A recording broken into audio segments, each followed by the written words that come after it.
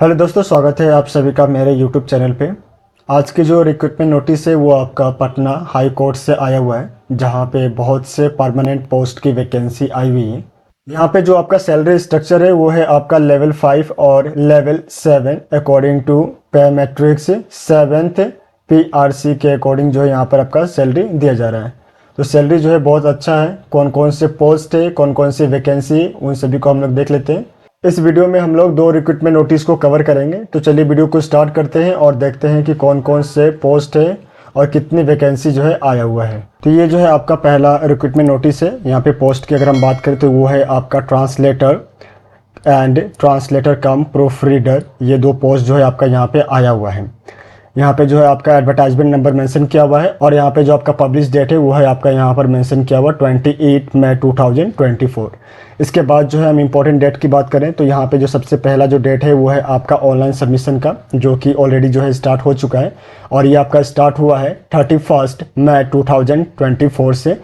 और आपका जो लास्ट डेट रहेगा आपका अप्लाई करने का वो है यहाँ पर 36 2024। और आपका जो लास्ट डेट रहेगा ऑनलाइन फ़ी पेमेंट करने का वो है आपका 2 जुलाई 2024। 2/7/2024 जो है आपका लास्ट डेट यहाँ पे रखा गया है।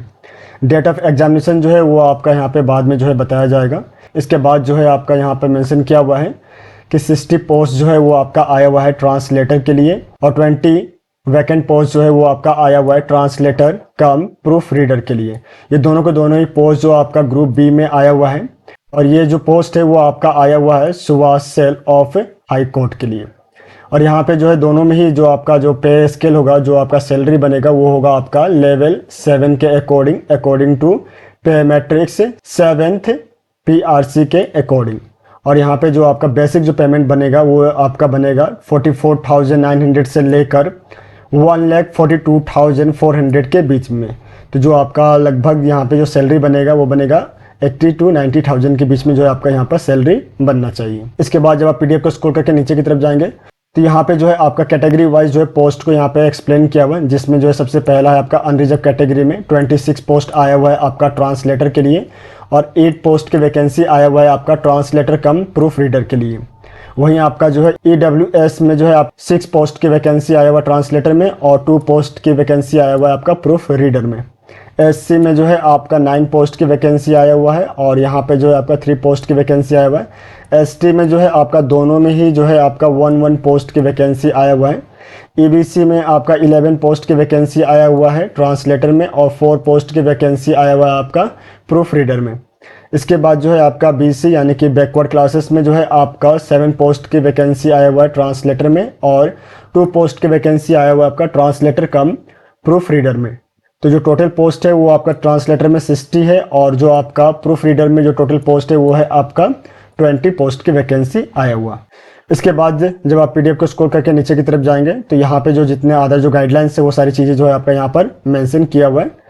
इसके बाद जो है आपका एलिजिबिलिटी क्राइटेरिया, जिसमें सबसे पहला जो है आपका नेशनलिटी कि आपका जो नेशनलिटी जो है वो कहाँ के होने चाहिए। जैसे सबसे पहला जो है यहाँ पर आपका इंडिया जो है वो मेंशन किया हुआ है कि आप इंडियन सिटीजन होने चाहिए। दूसरा जो है अगर आप तिब्बतियन रिफ्यूज हैं और आप इंडिया में 1 जनवरी 1972 से पहले आए हुए और परमानेंटली जो है आप इंडिया में जो है अभी सेटल हो चुके हैं, तो आप ऐसे कंडीशन में जो है यहाँ पर अप्लाई कर सकते हैं। उसी तरीके से जो है बाकी जितने भी जो नेशनलिटी से रिगार्डिंग जो चीज़ें वो यहाँ पर आपका जो है मेंशन किया हुआ है। इसके बाद जो है आपका कैरेक्टर के बारे में जो है यहाँ पर मेंशन किया हुआ है कि आपका जो कैरेक्टर कैसे होने चाहिए, सूटेबल और जो रेस्पेक्टफुल होने चाहिए आपका, वो सारी चीज़ें जो आपका यहाँ पर जो है मेंशन किया हुआ है। इसके बाद जो है आपका मैरिटल स्टेटस जो है मेंशन किया हुआ है, फिजिकल फिटनेस है। इसके बाद जो है आपका एज लिमिटेशन जो है आपका यहाँ पर मेंशन किया हुआ है। एज लिमिटेशन जो है दोनों ही पोस्ट में आपका जो यहाँ पर एज लिमिटेशन मेंशन किया हुआ है वो है आपका बिलो 18 ईयर्स जो है नहीं होना चाहिए और मैक्सिमम जो एज लिमिटेशन है वो आपका यहाँ कैटेगरी वाइज जो है यहाँ पर दिया हुआ है। जैसे आपका अनरिजर्व कैटेगरी एंड EWS में मेल के लिए जो है आपका 37 ईयर्स यहाँ पर रखा गया और फीमेल के लिए जो है आपका यहाँ पर 40 ईयर्स जो है रखा गया। इसके बाद जो है आपका BC और EBC में जो है आपका मेल और फीमेल दोनों के लिए ही जो है 40 ईयर्स यहाँ पे रखा गया है मैक्सिमम एज लिमिटेशन। और आपका SC और ST में जो है 42 ईयर्स जो है यहाँ पर मेंशन किया हुआ है। और बाकी जितने अदर जो कैटेगरी बच गए उनके लिए यहाँ पे जो है आपका 47 ईयर्स जो है मैक्सिमम एज लिमिटेशन को रखा गया है। इसके बाद जो है अगर आप सेंट्रल या बिहार स्टेट गवर्नमेंट में एम्प्लॉय हैं तो ऐसे में जो है आपको 5 ईयर्स का जो है एज रिलैक्सेशन जो यहाँ पर दिया जा रहा है। इसके बाद जब आप PDF को स्क्रॉल करके नीचे जाएंगे तो यहाँ पे जो है आपका मिनिमम क्वालिफिकेशंस, प्रेफरेंशियल क्वालिफिकेशन, ये दोनों जो है आपका यहाँ पर जो है मेंशन किया हुआ है कि आपके कौन कौन से क्वालिफिकेशंस होने चाहिए। जैसे आपका इंग्लिश सब्जेक्ट जो है वो आपका ग्रेजुएशन में होना चाहिए। उसके बाद जो है आपके पास में नॉलेज होना चाहिए हिंदी की।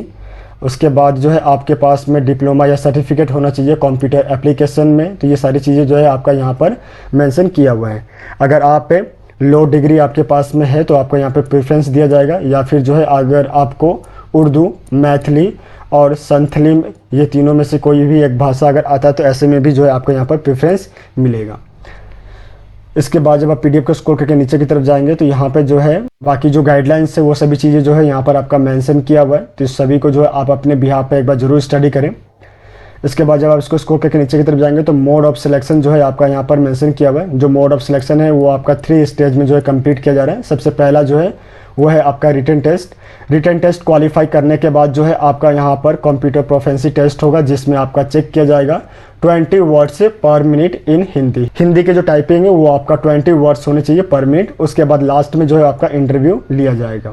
नेक्स्ट जो है वो है आपका एग्जामिनेशन फ़ी। अगर आप अनरिजर्व कैटेगरी, BC, EBC या आप EWS कैंडिडेट है तो ऐसे में जो है आपको 1100 रुपीज़ जो है आपका यहाँ पर एप्लीकेशन फ़ी लग रहा है। और अगर आप SC, ST या अदर कैंडिडेट है तो यहाँ पे जो है आपको 550 रुपीज़ जो है एज ए एग्जामिनेशन फ़ी जो है आपको यहाँ पर सबमिट करना है। सेंटर ऑफ एग्जामिनेशन जो है वो आपका यहाँ पर मेंशन किया हुआ है। 3 सिटी जो है आपको यहाँ पर जो दिया गया है। सबसे पहला है आपका पटना, दूसरा है हाजीपुर और तीसरा जो है वो है आपका मुजफ्फरपुर।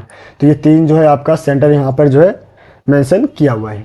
बाकी जितने जो गाइडलाइंस है इनको जो है आप अपने बिहाफ पे एक बार जरूर स्टडी करें। इसके बाद जो है हम लोग दूसरे जो रिक्रूटमेंट नोटिस है उसको देख लेते हैं। ये आपका जो है दूसरा रिक्रूटमेंट नोटिस है जो कि आपका फोरमैन मोटर कार गैरेज के लिए जो है यहाँ पर आपका रिक्रूट किया जा रहा है। और यहाँ पे जो है आपका एडवर्टाइजमेंट नंबर और यहाँ पे जो है आपका रिक्रूटमेंट जो पब्लिश डेट है वो यहाँ पर आपका मेंशन किया हुआ है 28 मई 2024। इंपॉर्टेंट डेट की अगर हम बात करें तो यहाँ पे जो आपका ऑनलाइन एप्लीकेशन है वो आपका ऑलरेडी स्टार्ट हो चुका है और ये स्टार्ट हुआ है आपका 31 मई 2024 से। और आपका जो लास्ट डेट है ऑनलाइन एप्लीकेशन को फिल करने का वो है आपका 21/6/2024। लास्ट डेट जो है आपका ऑनलाइन फ़ी पेमेंट करने का वो है आपका 23/6/2024। और रिटन एग्जामिनेशन का जो डेट है वो उसको जो है यहाँ पे बाद में इन्फॉर्म किया जाएगा। फॉरमैन के लिए यहाँ पे जो है आपका 2 पोस्ट की वैकेंसी आया हुआ है जो कि ग्रुप C से है। और अगर यहाँ पे हम सैलरी की अगर हम बात करें तो लेवल 5 के अकॉर्डिंग जो है यहाँ पे आपका पेमेंट बनेगा, जिसमें जो है आपका मिनिमम 29,200 से लेकर 92,300 के बीच में जो है आपका सैलरी बनेगा। यानी कि लगभग जो आपका सैलरी बनेगा वो आपका 50,000 के आसपास जो है सैलरी बनना चाहिए। इसके बाद अगर कैटेगरी वाइज आप पोस्ट को देखें तो अनरिजर्व कैटेगरी में आपका 1 पोस्ट की वैकेंसी आया हुआ है और 1 पोस्ट की वैकेंसी जो है आपका EBC कैटेगरी में आया हुआ है। टोटल जो पोस्ट है वो आपका यहाँ पर 2 मेंशन किया गया है। इसके बाद जब आप PDF को स्क्रॉल करके नीचे की तरफ जाएंगे तो जितने जो गाइडलाइंस हमने पहले PDF में देखा वो सारी की सारी चीज़ें जो है यहाँ पर आपको जो है मेंशन किया हुआ है। आपकी जो एलिजिबिलिटी क्राइटेरिया जिसमें जो सबसे पहला आपका नेशनलिस्ट, इसके बाद जो है आपका कैरेक्टर, इसके बाद जो है आपका मैरिटल स्टेटस, फिजिकल फिटनेस और यहाँ पे जो है आपका एज लिमिटेशन जो है वो मेंशन किया गया। यहाँ पे जो आपका एज लिमिटेशन है वो आपका जो है 18 ईयर से बिलो नहीं होना चाहिए, कम नहीं होना चाहिए। और मैक्सिमम जो है वो आपका कैटेगरी वाइज जो है यहाँ पर मेंशन किया हुआ है, जो कि अनरिजर्व कैटेगरी में आपका मेल के लिए 37 ईयर्स है और फीमेल के लिए जो है आपका 40 ईयर्स है। वहीं आपका EBC मेल और फीमेल दोनों के लिए ही यहाँ पर जो है 40 ईयर्स से रखा गया है। बाकी जितने जो गाइडलाइंस हमने पहले PDF में कवर किया वो सारी की सारी चीज़ें जो है आपका यहाँ पर भी जो है मेंशन किया हुआ है। तो अगर आप यहाँ पे इंटरेस्टेड है और अप्लाई करना चाहते हैं तो बिफोर अप्लाई दोनों ही रिक्रूटमेंट नोटिस को आप अपने बिहाफ पे जरूर स्टडी करें। स्टडी करने के बाद ही जो है आप अप्लाई करें।